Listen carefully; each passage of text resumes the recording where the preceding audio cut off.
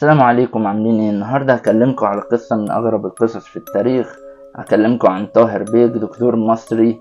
اتولد في طنطا 1897. والدته توفت يوم ميلاده، فقالوا شكله هيبقى طفل حزين وهتبقى قصة حزينة، ولكن بإرادته قدر يخلي نفسه لجليس للملوك، لدرجة ان ملك مصر بنفسه بيطلبه علشان يقعد معاه.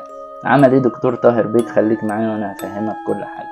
دكتور طاهر بيك بعد ما اتولد في طنطا سافر مع والده لليونان، وهناك درس الطب.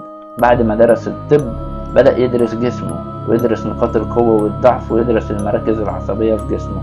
وبعديها في وسط انتقاد من علماء الدين والمفكرين اللي موجودين في وقتها، عمل أعظم إنجازاته على حد وصفه، إن هو يدفن نفسه 28 يوم تحت التراب. دفن نفسه 28 يوم تحت التراب، جمع كل العلماء، خلاهم يدرسوا الظروف كلها، سواء